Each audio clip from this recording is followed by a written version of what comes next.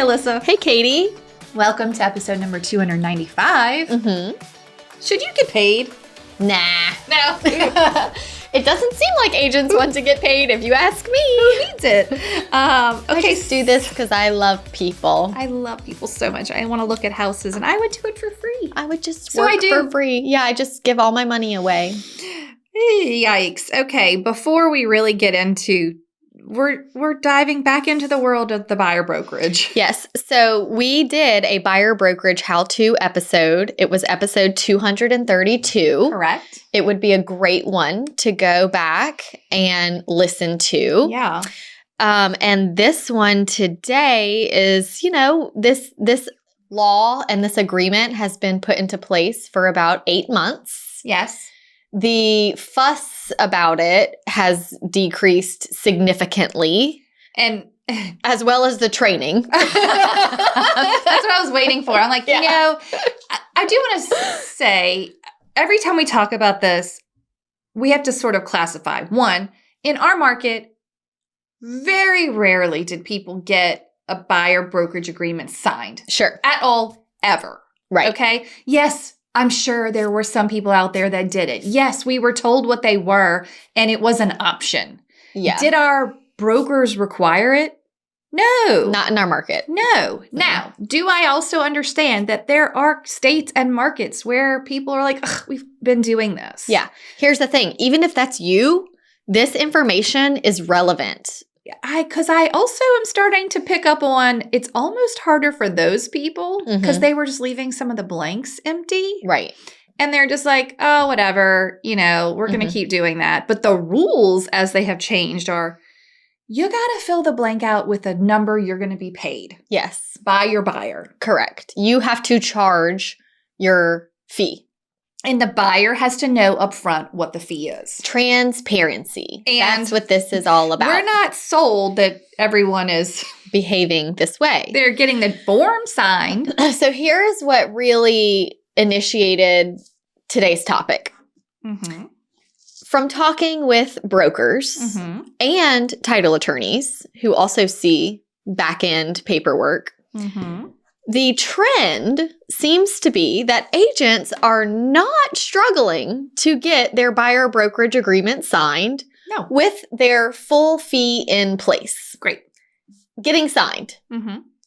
The check that they are receiving at closing, more times than not, does not match what they said they charge. So somewhere along the way, agents are choosing to very quickly, might I add, with little resistance.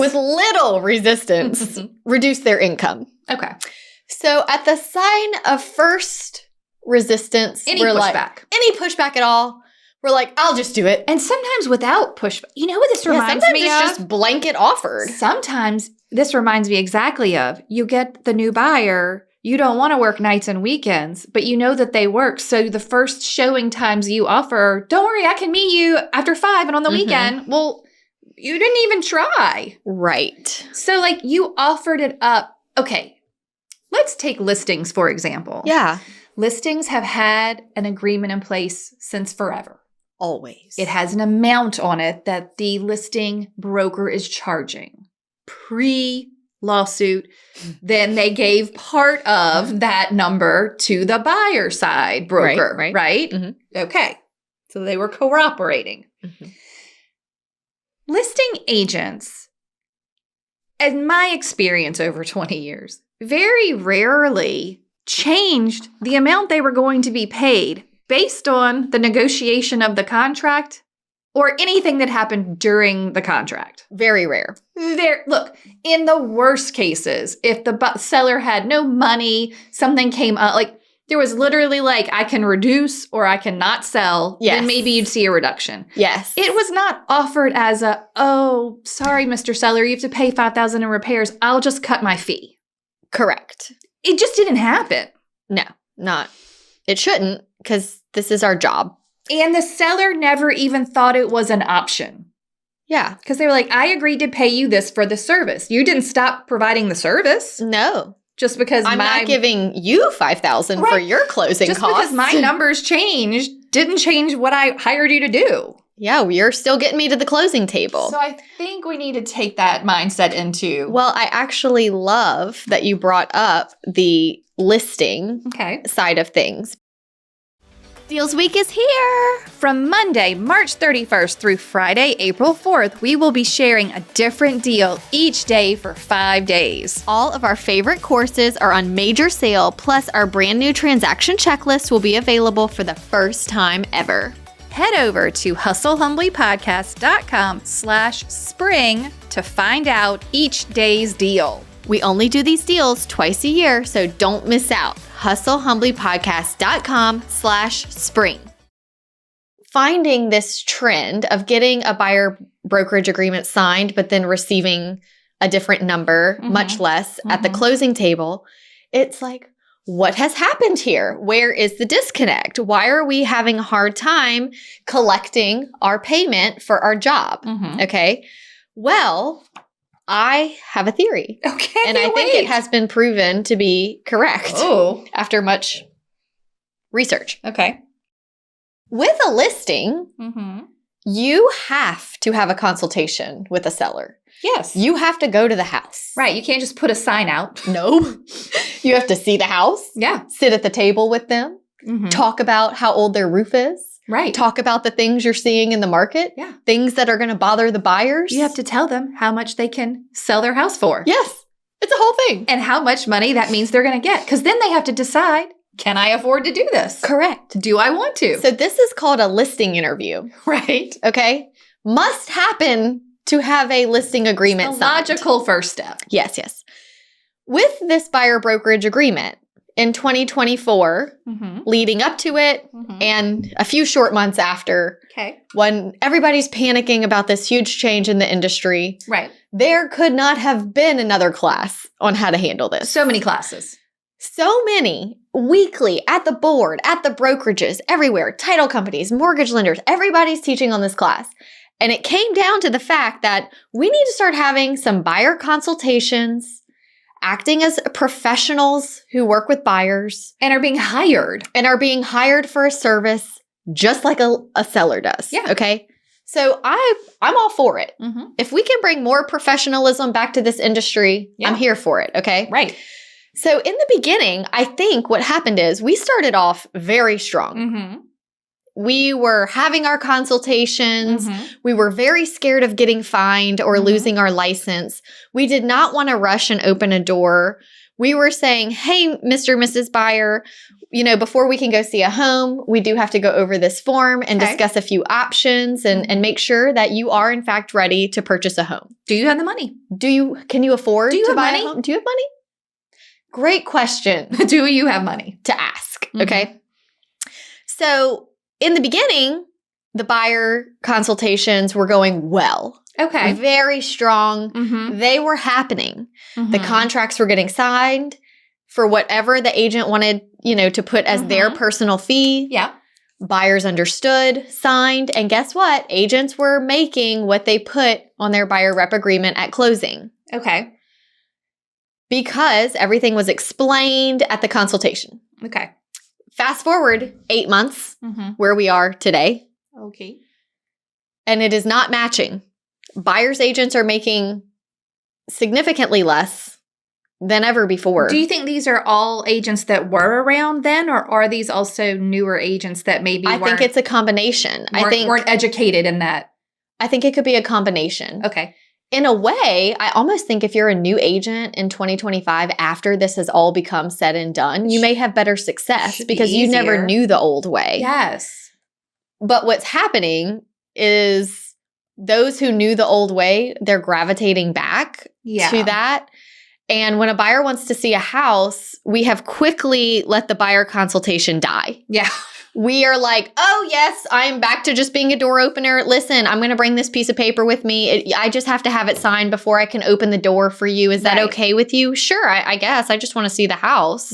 So you show up at this house with this buyer who has never done a consultation. You don't know if they're pre-approved, or maybe they said they're pre-approved, but you know nothing about what they're looking for. Right. And y'all sign it on the hood of the car so you can check that box that says, I abided by the law. Compliant. And I am compliant. and I got my form signed, and now I'm going to show this buyer houses. Okay. No consultation.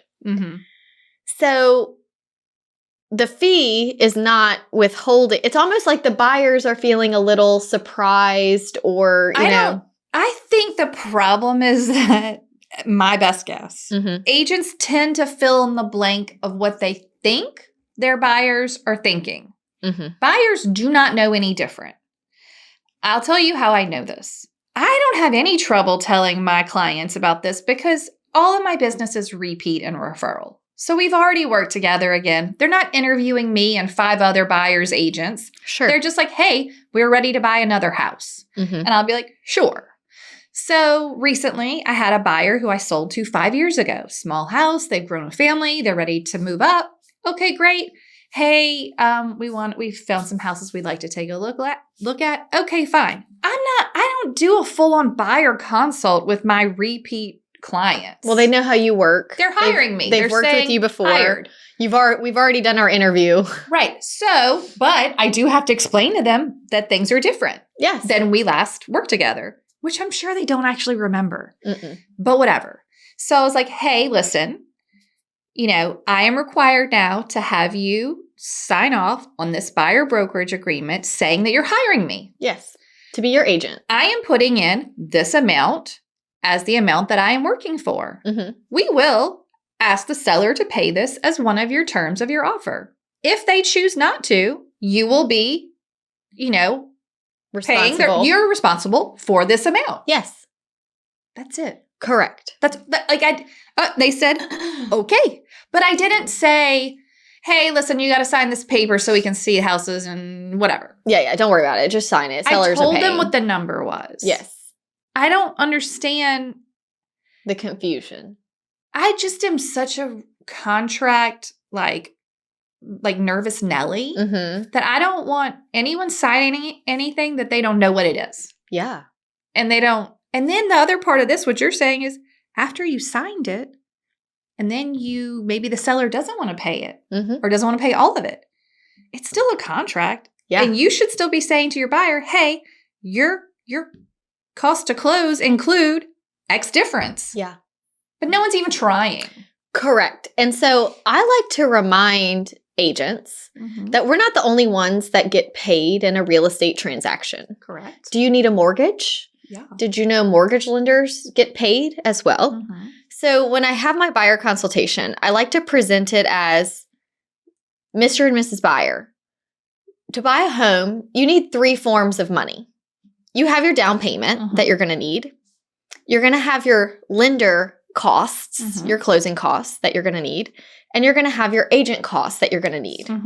The good news is we can ask the seller to pay for number 2 and 3, lender closing costs and agent closing costs. Great. Anything that they don't agree to will be your responsibility to bring to closing with your down payment. Right. What's interesting is this is the exact same conversation I would have with them before the BBA minus number 3. Because I would just say, you have to have a down payment and you have to have closing costs. Right. If that's tight for you, we will have to negotiate to get the seller to cover your $10,000 in closing costs. But if they only agree to $6,000, are you prepared to bring the additional 4 to closing to get the house? Right. Which is like the buyer cost sheet. Yes. Which we talked about in that other episode. Yes. And it is the same thing as your seller net sheet. Here are the costs that are yours. And this is the number that you need to either bring to closing to buy a house or you'll receive at closing when you sell your house. Correct. It's very numbers are the most black and white thing that we do. Yes. And if you're not comfortable talking about money, I would advise that you do not take another buyer until you get somewhat comfortable. Yeah. We need to, and that can happen quickly. That can happen for 45 minutes with your broker where you just go back and forth and talk about it. That can go from just taking some training, listening to this podcast, saying it out loud until it becomes easier and easier. But here's the thing. If you are not talking about money with your buyers, you're going to find yourself in a pickle at some point. Well, they can't buy a house if they don't have money. So I don't know why this is a problem. Right. And here's what I think the other problem is. And this is why I actually have fully embraced the buyer rep agreement. It makes so much sense now that it's all settled and I see how the professional agents are running their business. I'm like, this makes so much sense. I can't believe it hasn't always been this way. Right. Agents, the fee is negotiable and it's transparent. That was sort of the two pillars of this lawsuit. Yep. Is that they did not want a fixed fee and they didn't want it hidden from anybody. Okay. Yep. I think it makes perfect sense that agents charge different amounts. Yeah. Depending on their level of experience. Are you fumbling through your first 1 or 2 transactions? Maybe you're not charging a full fee. But here's the thing. That's not the message that the brokers and the boards and NAR are screaming. No. They're screaming, you're worth it. Collect the full fee. Go for it. I think that term in and of itself is wrong. Full fee. Right. It's not a full you don't buy 85% of a car. Right. Like you're either buying a nice car or not as nice of a car. Right. There's different levels. Right. So it's like, oh, well, you're paying less even though you're getting the same thing. Or no. Yes. Are you a Mercedes? Right. Or are you a Camry? I don't know. But the message, right, correct. And in the real estate industry, I feel like they're even telling the lemon cars that you should be charging Mercedes prices. Correct. And that not only that you should be, but that you deserve it. You don't. Correct. If you don't have the luxury features of the luxury car, you can't charge the luxury car price. Are you part-time? Maybe your fee that you charge to your buyers would be a little different to compensate for that. Every agent operates their business at a different way. Yeah. But here's the thing. Let's go back to the fact that we're getting it signed and then reducing quickly. Right, because I think there is probably a lack of confidence in what you're actually doing to earn your money. 100%. Okay. That is where I'm going with this. Okay, great. It is the fact that when asked, agents who made it to the closing table with a fraction of what they said they charge for their services. Well, I just felt so bad. My buyers really didn't have any money. And I just feel like, it was a lot of money. And I maybe they're not feeling confident that they earned their money. And I'll go to the air quotes, full fee. Yes. I would argue at this point, though, that brokers and the industry are somewhat to blame for telling agent day one on the job, this is what you charge to work with the buyer. This is what we allow at our office, which look, offices are allowed to do what they want to do. Yes. But it does not make sense that you show up on day one and charge X, the same amount as someone who's on their 1,000th transaction. Right. How does that? We make the same? It actually boils us back down to oh, you're all the same. You don't actually have value. It doesn't matter if you have more experience. Right. Like Alyssa, you should make more than someone on day one of their job. So I was talking to a new agent outside of our market that was struggling with this. Okay. And she was like, why do you not struggle to get paid? It feels like as agents, we make a lot of money. And my answer to that was, I know what I do. Right. And honestly, sometimes I think I don't get paid enough for what I do. Yeah. I know how long my consultations are. Right. I know that we are going through listings, talking about what they want, talking about flood zones, setting up their search, really narrowing down the criteria, filtering the listings that come through before they go, talking to the buyer about who their lender is and what their closing costs are. Are you comfortable with your monthly note? Have you thought about how much flood insurance will add to that? Do you want me to come with you to talk to the lender?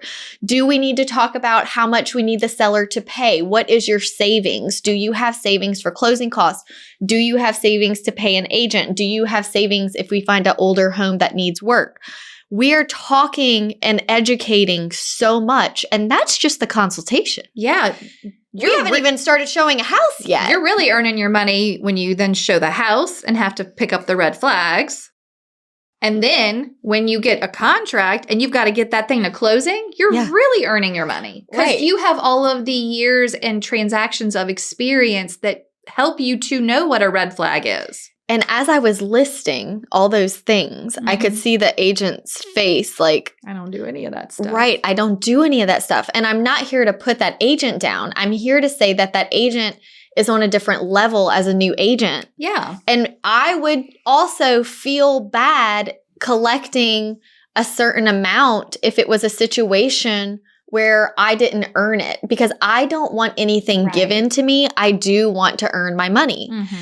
And I'm also happy to say that like what I charge for my services is negotiable. For example, I have my investors that you've heard me talk about over the years that they're at the point, they're both attorneys. They're at the point where they just send me an address and say, write it up. Yeah. I'm not charging them a full fee to write up an offer on a house that they have already researched, vetted, driven by, vetted.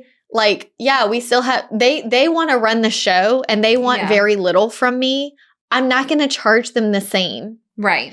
It's different. And that's the thing that I'm here to say is that that's okay. Yeah. Whereas a broker whose job is to make money for their company and money is tight right now is like, no. You need to charge a bigger amount for every single transaction. Yeah, and that's a different business being run. I know.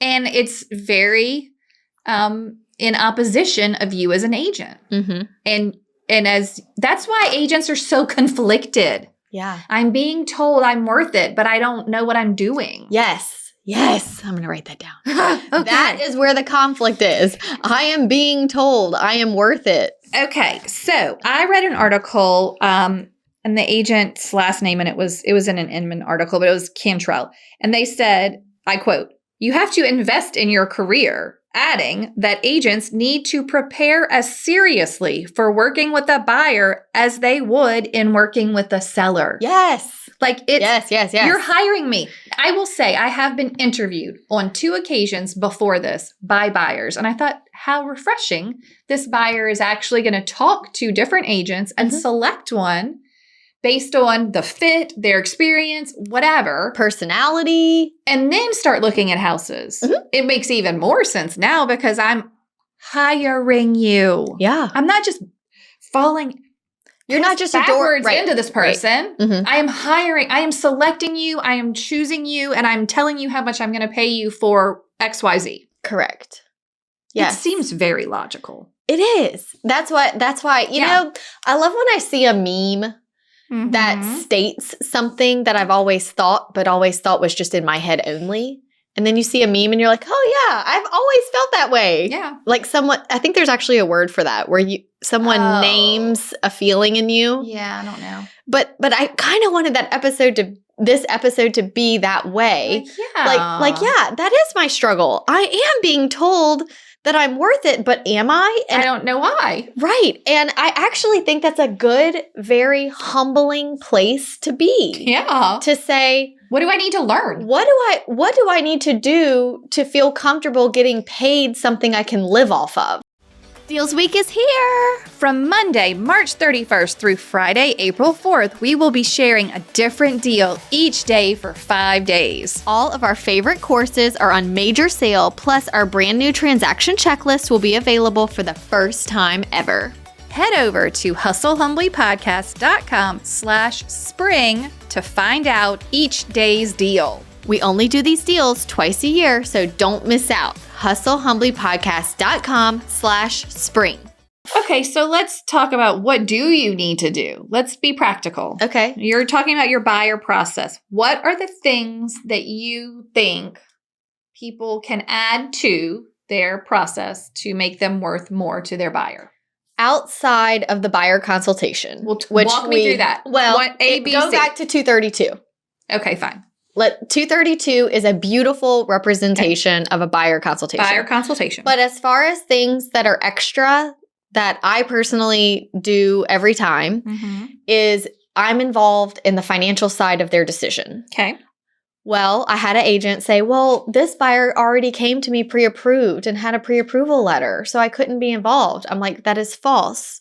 Just because you didn't guide them to a lender and sit with them and do all that, that is my cue to take the pre-approval letter, email it to the lender, and say, hey, lender, see attached. It appears we have a mutual client. I'm so excited to work with you. And I wanted to introduce myself and make sure we're all on the same page before we start house hunting.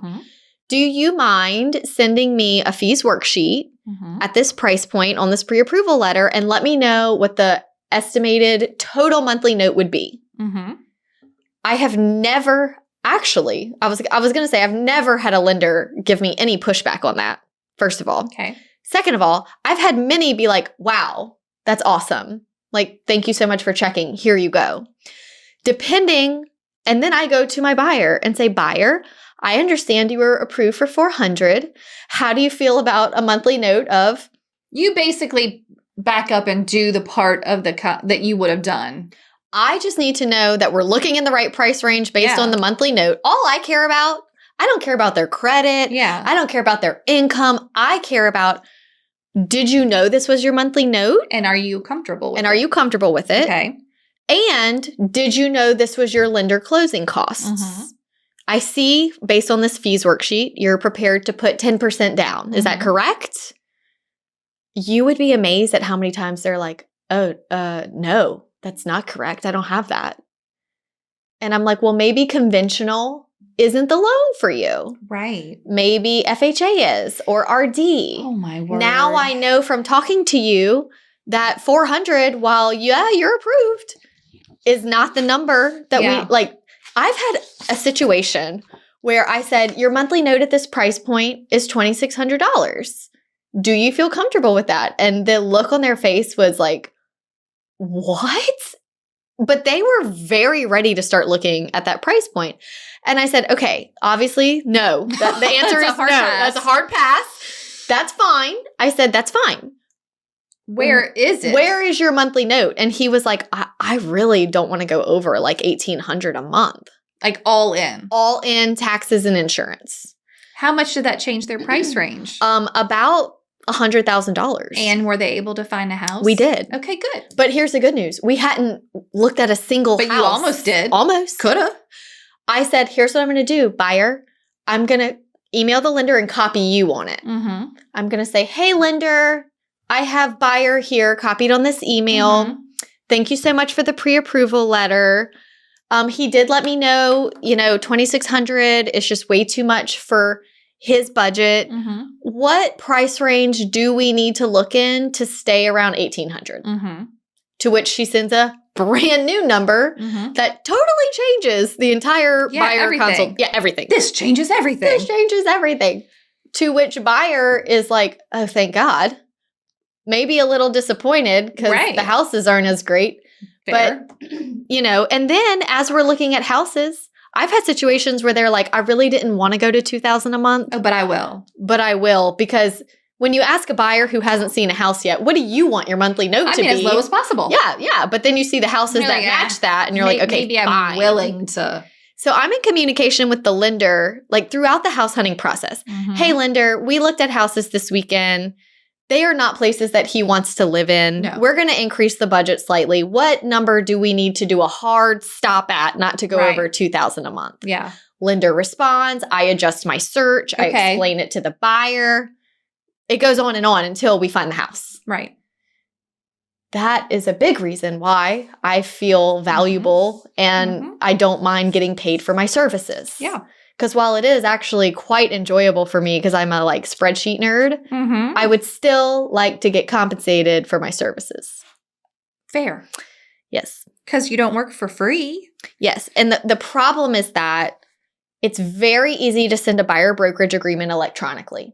And say, hey, I have to send you this form before we go show this house. Can you just sign it real quick? Great. That brings me to this really delightful buyer brokerage agreement cover letter we created way back in 232. That is a presentation tool. Yeah. This is how I refer to it. It is available on our website. You go to hustlehumblypodcast.com/BBA. if you need the cover letter. Perfect. Okay. I'm going to tell you what's included. I'm not going to read it all, but I'm Yeah. going to tell you how it's broken out so that you understand. If you have been sent, at least add this step.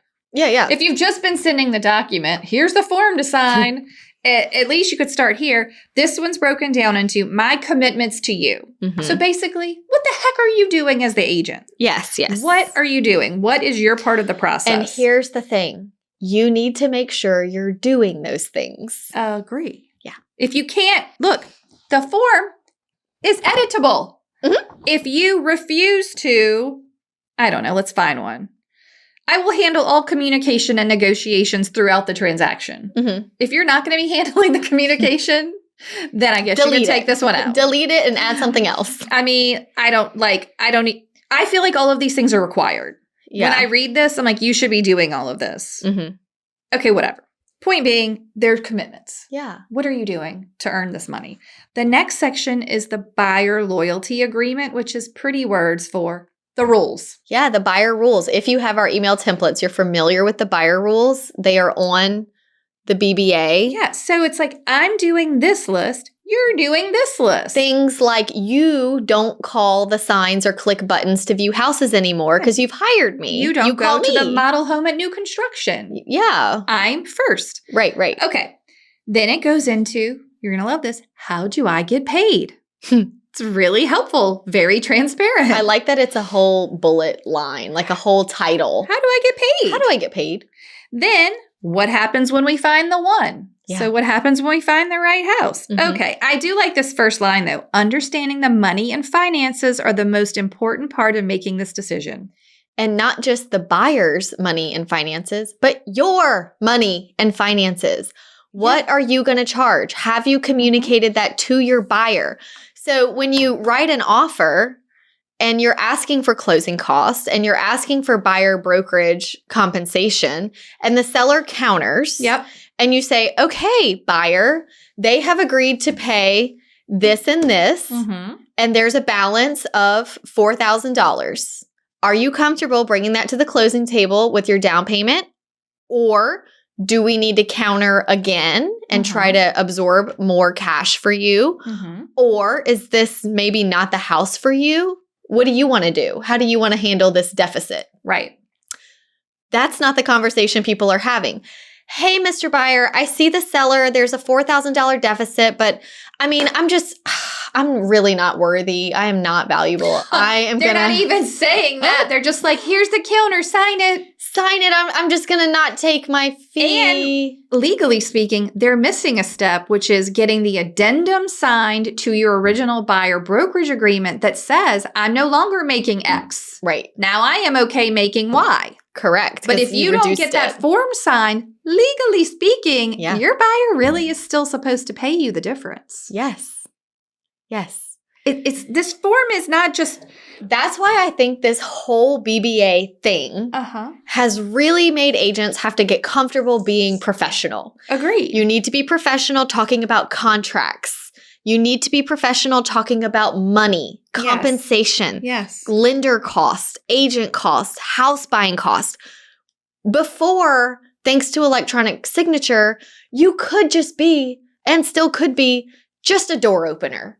I open the door. I'm not going to ask you about your lender. I'm not going to review your fees worksheet and see if the closing costs are astronomical. Fingers crossed, hope you can close. Yeah, I hope it works out. I hope the seller pays me and I hope you can close. Yeah. Okay. Right. If not, that's just the nature of the game. I know, it's awful. It's awful. I can't imagine living that way. But here's the thing, Katie, if I wasn't reviewing fees worksheets and if I wasn't handling, when I tell you I handle the due diligence period, it's again, one of my favorite parts because I love navigating the puzzle, figuring out what we need on both sides. Yeah.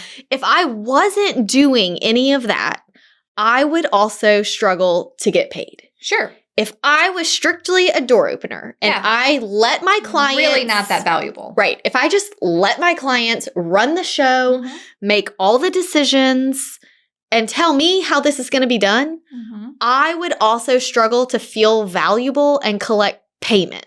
Yeah. So if you're struggling, It may need to come with experience, with education. I've talked about this before. The agent who on social media, she's in our market, but every time she's at a CE class or any class, she tags it and says, here for you. Oh, yeah, I like that. Like, I'm not here for me. Mm-hmm. I'm here for you, my clients. Yeah. I am here to learn. Right. The more you hear stuff, it becomes natural. And I saw this tremendously in my own office. Yeah. The agents who showed up, came to the classes in person multiple times, sat in the meetings where we brainstormed different scenarios, they are not having any problem. Right. The agents who didn't attend and tried to do it virtually or halfway or this just or that, tried to sidestep it. They're stuck trying to keep things as they were. Right. And sellers aren't behaving the same. No. That they and were. Some of them are really good agents. Yeah. And they're struggling because they just didn't immerse themselves. Yeah. And now the training is not as abundant as it was. Yeah. And it's not being talked about. It's not in every single newsletter. Well, I still think there is that underlying conflict of the broker wanting you to make as much as possible. Yes. So that's it's kind of a hard line for them to, as the trainer, let's just say, it's kind of a hard spot to be in. Yeah. Well, I want to train you to get the most, but I think all the broker needs to do is add in the step where you train them how to serve. Okay. Yes. Yes. Okay. Let me verbalize this. That was great. So good. Perfect. The trainer should not be training you how to get paid the most. Yeah. They should be training you how to serve the most. Serve the most so that you can get paid the most. Yeah. So if you find yourself in an office where they're not training you how to be valuable and they're only training you how to get the most money from your here's client. The script to get them to like twist their arm and to get them to pay you. Yes. No, how about here's the script to actually walk them through what a valuable agent would do. Yeah. Yeah. And then it naturally happens. But they always end, because it's a business, right? They always end at the bottom line. Well, what's the numbers? Oh, well, you need to be charging more. Or our office only charges X. Or we only have, here's my air quotes, full fee agents. Well, what made them become worth it? Like, what were they do? Like, do you also have a required buyer process? Doubtful. Do you also have a required buyer consultation? Do you also have required, like, presentations and tools and things that they have to do? Buyer net sheets. Right. To show the buyer how much money they need. I suspect a lot of them don't. Right. So it's like you're really putting that cart before the horse. Like, we have to first tell the agent, how do you serve the buyer? What's expected of you as a person who works in this office? Then maybe we can worry about how much you charge. Yes. That was so good, Katie. I feel like that's what I've been. That's what you wanted to say? Yeah. Oh my God. And we had some notes in here about entitlement. And I do believe that if you are in a culture, whether it's your office or your board or whatever content you absorb yourself, if it's telling you you should never cut your fee and you deserve the stars and the moon and every dollar and this and that, and it's not one time telling you to look at yourself and ask, did I earn this? That's entitlement. Yeah. You are only entitled to compensation if you earned it. Right. And I want to talk again because I really don't know if everyone, maybe they absorb this and this is repetitive. Fine.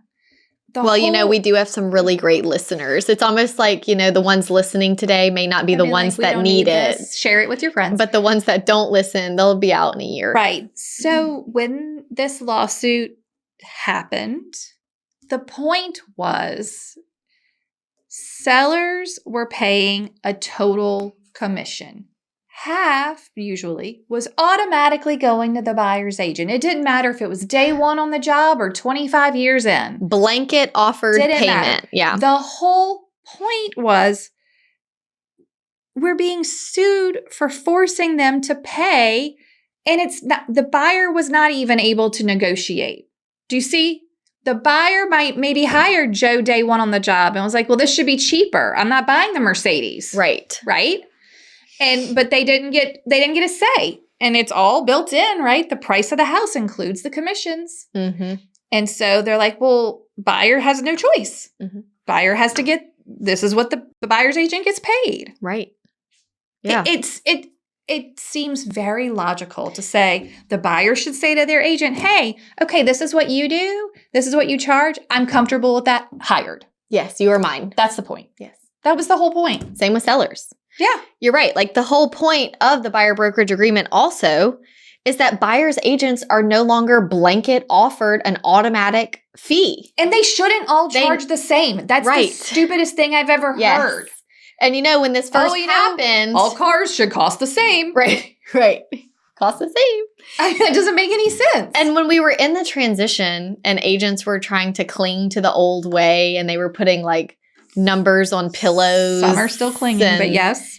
Trying to send cutting it into the grass. Yes, cutting numbers into the grass. Mm-hmm. It's like, as a buyer's agent, it is our job to negotiate our own fee based on your personal value. Right. And if we need to get that number up, we need to figure out how are we going to make you more valuable to your clients to earn it. Right. So for the new agents out there, the goal is to work your way up, educate yourself to the point of confidence to where you can slowly increase what you charge, one transaction at a time. If you have trouble knowing your value, maybe you're not quite ready for that to charge that much. Right. Maybe your worth is not quite there, but you will get there. Yeah. If you keep looking for ways to serve. Yeah. Yeah. This is so good. Okay. I've needed to get this off my chest. I'm so glad we're helping you with this. This is so helpful. So good. Okay. So many good tips for the brokers too.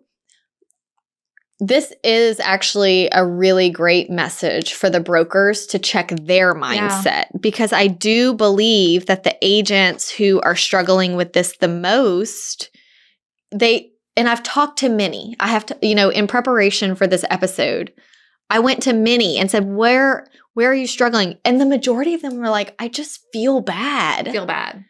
I feel bad charging money. Because you know what? I guess let's look at it on the flip of the coin. If you're new, you probably start with buyers, right? That's always been the case. It's easier because you don't have to talk to your value and ask someone to pay you back in the day, right? Now, if you're new and you got the call for a listing, you'd have been extra nervous, right? You got to go tell them what the fee is, request to be paid. It's scarier. Yeah. Because you got to do all this part.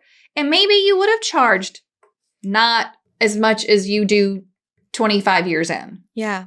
Or whatever. I just think that's what's happening now. So I think it's okay to be like, I'm a little nervous because I have to ask someone to pay me and I don't feel super confident. You'd feel the same way if you went to a listing appointment. Again, such a great analogy because with the listing appointment, even today, I'll get little jitters. I'm like, okay, we're about to have a full-blown listing consultation. Yeah. They're probably interviewing multiple agents. Right. I'm going to tell them my whole thing. Yeah. And here's the thing. With that, it cannot be avoided. Right. If you want to take a listing, you must go to their house. Right. You must be interviewed, answer their questions. You must tell them your fee. You must have them that sign. That they're responsible for. You have to do that. Yes. With a buyer, if you want to take the easy way out and just be like, you can be like, we're going to ask the seller to pay. Your body starts feeling those same jitters. Mm-hmm. Oh my gosh, I'm going on a buyer's consultation. Here's the thing. Different than a listing appointment, you could just say, hey, I'm actually just going to send you this form to sign. Email me with what you're looking for in a house. We don't need to have this big thing. Right. There is a way out with the buyer consultation. And when your nervous system is feeling nervous and is in fight or flight mode, and you actually have a flight option, unlike a listing appointment where it's unavoidable. You either don't get listings ever or you go on the appointment. Yeah. Just like that. The more you do, the easier it gets. Right. One more thing I wanted to make clear when you get something signed, saying how much you get paid. Agents are very quickly reducing what they said that they charge during negotiations. Yeah. whether it's in the beginning with the initial counter offers and things like that, or if it's during due diligence when there's conflict. The first thing an agent wants to do is raise their hand and say, I'll pay for it. I'll reduce my fee. And the next thing you know, you don't really make enough money to live. Yeah. Okay. Also, something to keep in mind is you, especially the new agents out there, if you do it for one, every client that buyer refers to you will know that you reduced your fee for them.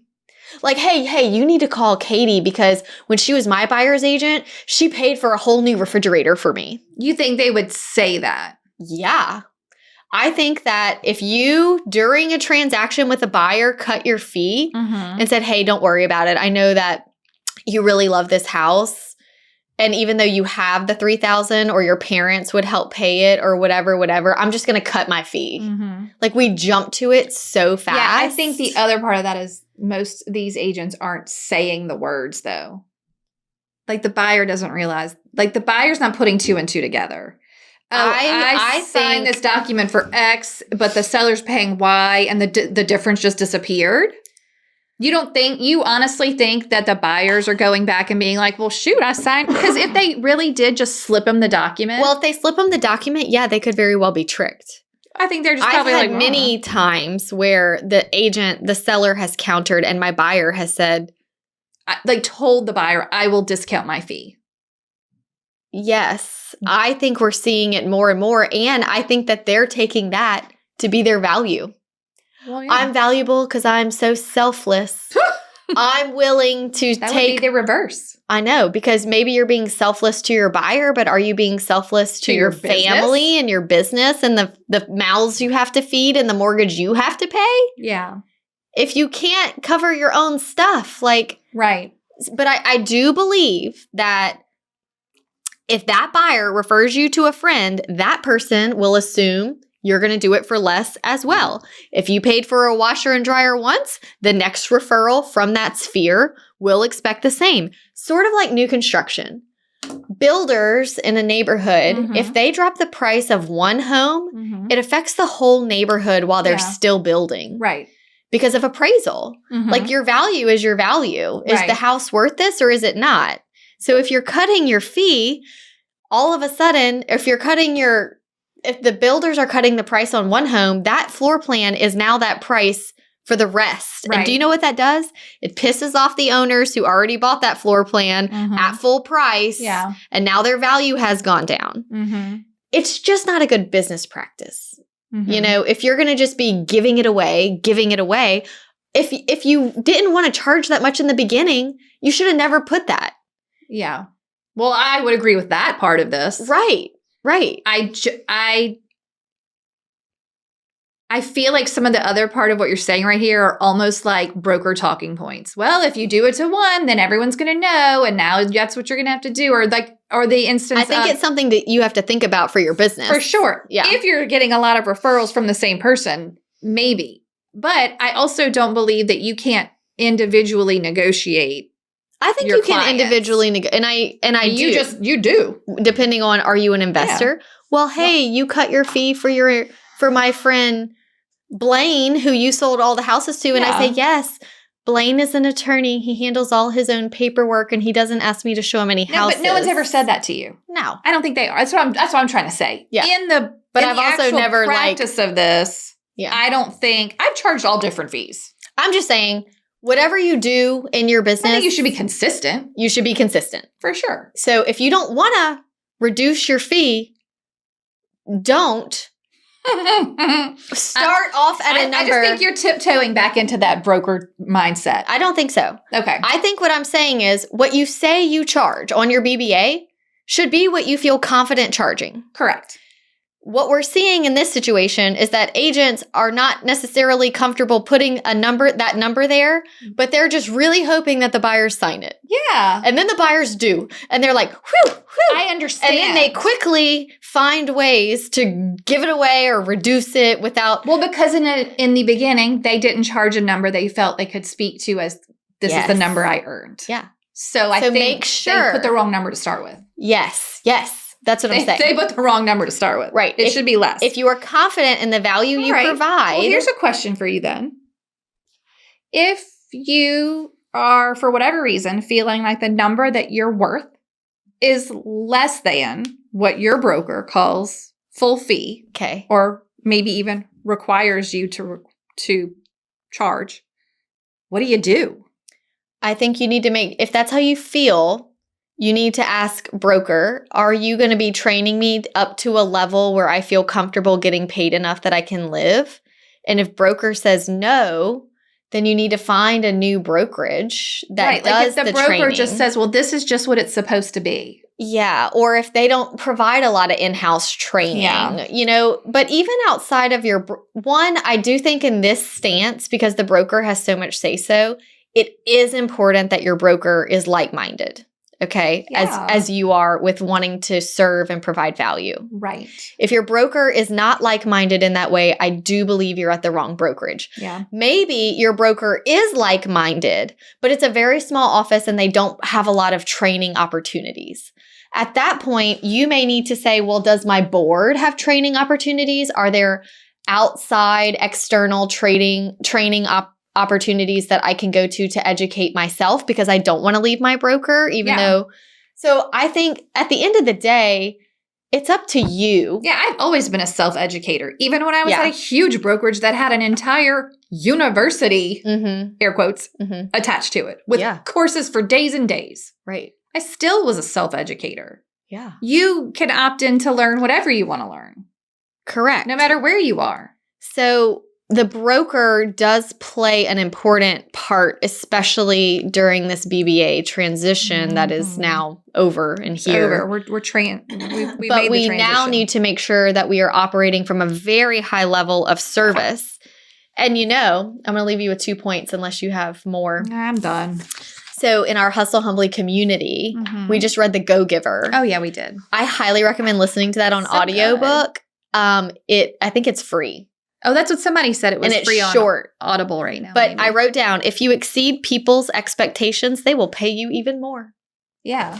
But I wanted to leave y'all with this. Like, when you are the boss of your own business, you are in charge of education and guidance. You have no problem charging for your services. And even better, your clients will have no problem paying it. Yeah. Because they know you are serving them well.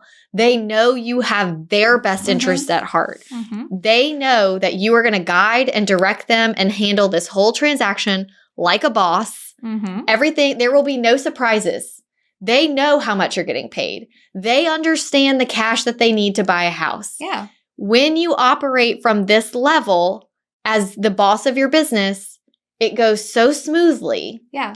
And you will get paid enough to support your family. You can do it. But you don't just get it. You have to actually earn it. Yeah. I'm going to show YouTube the buyer brokerage agreement. Cover letter. Yeah. It's very helpful. If you're having some trouble verbalizing that consultation, this will literally walk you through what to say. Yeah. Like, you could just read this and it would be like, oh, okay. Yeah. Makes sense. So go back, listen to episode 232, and let's keep the buyer consultations going strong. I really think if it can start... it's a non-negotiable. If it can start with a buyer consultation, the rest of the transaction will be so much smoother and more transparent. No different than a listing appointment that you have to have. Treat them exactly the same. Treat them the same because they are. Exactly the same. Yes. Okay. This was good. Okay, I'm so glad you got that off your chest. How about a toast? Okay, great. Hi, my name's Emily Bro, and I am from the Woodlands, Texas. And today I want to toast Susan Salinger. She is my real estate bestie from the Woodlands. She is always so supportive and so encouraging, and she is just killing it in real estate, and I'm so proud of her. So cheers to you, Susan.